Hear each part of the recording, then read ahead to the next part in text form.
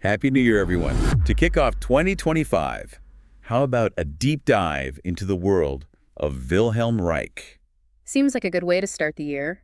Even decades after his death, he still sparks debate and fascination. Yeah, he's definitely a thought-provoking figure. You guys sent us some really interesting material on him. Excerpts from Ether, God and Devil, Cosmic Superimposition, the ORANUR experiment, Wow, that's quite a collection. even his Wikipedia entry. Definitely seems like you're all interested in exploring the echoes of his insights as we enter this new year. So maybe we should start with a quick overview of Reich's background. Sure. For those who might not be familiar with him. Yeah, he was kind of all over the place.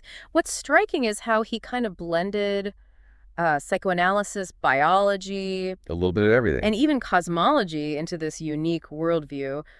Controversial, for sure, Definitely. but unique. He started as a respected psychoanalyst in Vienna, working closely with Freud. Oh, so he was in that inner circle. Yeah, for a while. But then he went on to develop his own ideas, particularly around something he called Orgone Energy. Okay, got him. Orgone Energy sounds a little out there. Yeah. Before we get to the more cosmic stuff, let's unpack that a little bit. Yeah. What exactly did he believe it was? He described it as this fundamental life force, this universal energy that flows through everything, all living beings, Everything. even inanimate matter. Hmm. Kind of like that old concept of ether, you know? Yeah, right. But Reich gave it his own spin. He had a way of doing that. He even claimed he observed it directly. Direct. Described this blue glow coming from these devices he built, called them orgone accumulators. Orgone accumulators. So he wasn't just theorizing about this energy. He was trying to actually harness it. Exactly. And that's where things start to get really interesting and controversial, of course. Of course. But before we get too far ahead of ourselves, Yeah. it's important to understand how this orgone energy tied into all of his work in psychoanalysis. He was really interested in this concept of orgastic potency. Okay. Orgastic potency. That's Yeah. a term.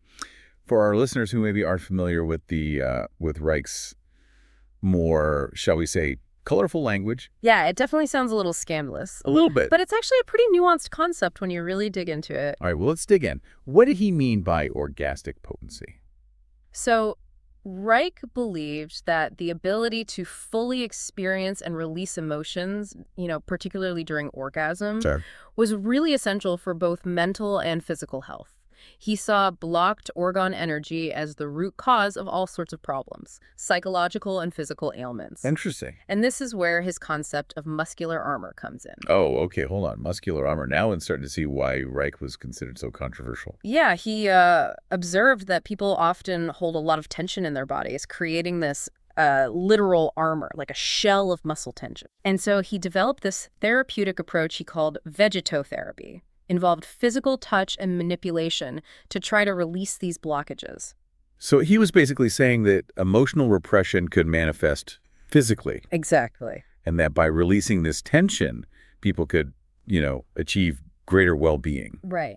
And he believed that this orgastic potency, this ability to fully, surrender to emotional experience, was key to unlocking that flow of energy. It's fascinating how he connected all these ideas together.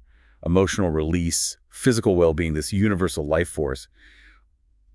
But I have a feeling this might have ruffled some feathers back in the day, especially in the scientific community. Oh, absolutely. But that's a conversation for a little bit later. First, I think we need to dive into some of Reich's more cosmic ideas to get the full picture. Ready to delve into Ether, God and Devil, and Cosmic Superimposition? Let's do it. I'm all ears. All right. Ether, God and Devil, and Cosmic Superimposition. Just the titles alone, Yeah. we're about to get into some pretty heady stuff. What did Reich actually explore in these books? So in these works, he's like taking this concept of orgone energy Okay. and expanding it, Beyond. beyond the individual, even beyond like the biological realm. Okay. Starts exploring its role in the cosmos and the very fabric of existence. Wow. So he wasn't content with just explaining, human psychology, health. Right. He wanted to explain the whole universe too. That's pretty ambitious. Yeah, Reich never really shied away from the big questions. That's for sure. And what I find really fascinating is how he reinterprets traditional religious concepts through this lens of orgone energy. Right. Like, for example, he sees God not as this, supernatural being, but as a representation of creative orgone energy. Okay. The life-affirming force, Right. right? Drives growth and evolution. Interesting. And the devil, I'm going to guess that represents kind of the opposite. Exactly. The devil for Reich symbolizes this destructive Orgone energy, the force of decay, stagnation, death. And he was actually pretty critical of organized religion. Was he? Yeah, he believed that dogma, rigid beliefs actually distorted these natural forces, leading people away from their true nature. It's like he's suggesting that these fundamental forces of creation and destruction, Right. they're always at play, Right. both within us and in the universe at large. It's a very different way of looking at spirituality. It is. And this kind of leads us to one of his most, mind-boggling ideas, to be honest. Cosmic superimposition. Have you heard of this? I have. So he starts observing all these spiral patterns in nature, Okay. in galaxies, hurricanes, even seashells. And he believed that they were the result of these two streams of Orgone energy merging and interacting. Wait, hold on. So he's saying these massive cosmic structures, like galaxies, Yeah. they're formed by the same energy that's flowing through our bodies. That's the core of his argument. He saw this fundamental connection between the microcosm of, human existence and the macrocosm of the universe. Yeah. And this process of cosmic superimposition, this dance of Orgone energy, that's what he believed, gave rise to life, shaped weather patterns, even influenced the formation of galaxies. It's pretty wild stuff. Yeah, I'm trying to wrap my head around the scale of that idea. Like, everything is interconnected. The same energy in like the tiniest cell on the largest galaxy. Yeah. It's a lot. Yeah. And this idea of interconnectedness, it really runs through all of his work, even in his more controversial experiments. Well, speaking of controversial experiments, that brings us to the ORANUR experiment. Right. From what I've read, this is where things took a pretty dark turn. Yeah. What was he trying to achieve with this experiment? So basically, he was studying the interaction between Orgone energy and nuclear radiation. Okay. Remember, this was after World War II, right? Yeah. Dawn of the atomic age. A lot of fear around radiation at that time. Yeah, a lot of anxiety surrounding it. And Reich actually believed that Orgone energy might have this potential to neutralize or even harness the power of radiation. So he was trying to use this life-affirming energy to counteract what a lot of people saw as a really destructive force. Exactly. But things didn't quite go as planned. In fact, they led to some pretty alarming results. Alarming? How? What happened? Okay, so he observed this thing he called deadly Orgone radiation, or DOR. DOR. And he believed that exposure to the radiation caused the Orgone energy to stagnate and transform into this really harmful force. Wow. He documented what he called the ORANUR effect, negative health effects that he and his team started experiencing, Wow. even environmental changes around his lab, which he attributed to this EDOR. So instead of harnessing radiation, he actually ended up creating something potentially more dangerous. That's how he saw it. And this experiment, it really marked a turning point for Reich. I can imagine. It contributed to his growing isolation from a scientific community. Yeah. And just fueled all the controversy swirling around his work. It sounds like he was walking this tightrope between, groundbreaking ideas and potentially really dangerous territory. You're listening to Echoes of Insight, where we dive deep into the topics shaping our world.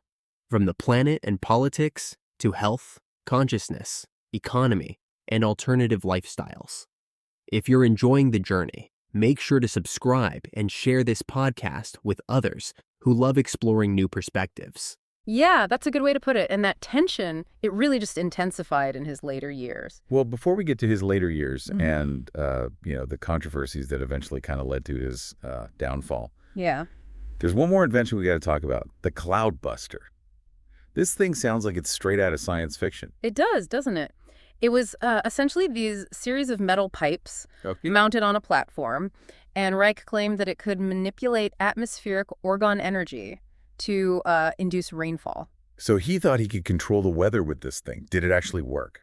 There's this pretty fascinating, though, anecdotal story about Reich using the Cloudbuster to save a blueberry crop in Maine during a drought. Really? Yeah, the farmers were apparently pretty impressed with the results. But like with most of Reich's work, the scientific community remained skeptical. Yeah. But it's a great example of how he was trying to apply his ideas about Orgone energy to real-world problems. Yeah. It seems like his work, especially towards the end, really straddled this line between, science, speculation, and maybe even a little bit of the mystical. But it's clear he was driven by, this profound curiosity. Right. about the forces that shape life, health, the universe. Oh, absolutely. He was constantly pushing boundaries, exploring unconventional ideas, challenging established norms, which, as we'll see, ultimately led to his downfall. But that's a story for the final part of our deep dive. All right, so we've explored Wilhelm Reich's fascinating and often controversial ideas about orgone energy, from its role in human psychology to its influence on, like, the whole cosmos. But it sounds like his unconventional theories and experiments that kind of landed him in some high water. Yeah, they definitely attracted some unwanted attention. What happened in his later years? Well, his work, especially those orgone accumulators, caught the eye of the FDA. The FDA. They weren't too happy with his claims about the health benefits of orgone energy, saw it as unsubstantiated and potentially dangerous. So they got involved because they were worried about people using those accumulators for medical treatment. Exactly. Reich was promoting them for all sorts of ailments. Right. And the FDA basically saw it as quackery. They launched this whole investigation into his work. And ended up with a court injunction prohibiting the interstate shipment of orgone accumulators. wow, so they actually banned the devices. That's a pretty serious response. Yeah, it was. And it didn't stop there. They even ordered the destruction of his accumulators and publications, called it a fraud of the first magnitude. That's incredible. How did Reich react to all of this? Oh, he was defiant. He believed the FDA had no authority to, judge his work, refused to cooperate with the investigation. Didn't end well, I'm guessing. Nope. Led to his arrest. Imprisonment for contempt of court. So he ended up in prison because of his scientific beliefs. That's a pretty tragic end for a guy who was once a respected psychoanalyst, working with Freud and everything. Yeah, it's a sad story. And I mean, while his scientific claims were definitely a factor, Right. his approach with the authorities didn't help. He was very confrontational. Yeah. And honestly, his behavior in those later years, it got a little erratic. In what way? He became fixated on this idea of energy alphas, basically UFOs that he thought were attacking Earth with door. Yeah. That harmful orgone energy we talked about. It sounds like his brilliant mind might have been veering into some, Yeah, paranoia and delusion. It's a sad reminder that even the most innovative thinkers can get caught up in their own convictions, especially when those convictions clash with, the accepted norms, scientific and societal. It's a cautionary tale for sure. But also, I mean, you got to admire his conviction, his unwavering belief in his own ideas, challenging the status quo, even when it meant facing, ridicule, persecution. Yeah. So looking back at all this, at his whole life and work, what's his lasting impact? Is he just a footnote in the history of science, or did his ideas leave a mark? It's complicated, right? On the one hand, his orgone theory, it's widely dismissed by mainstream science.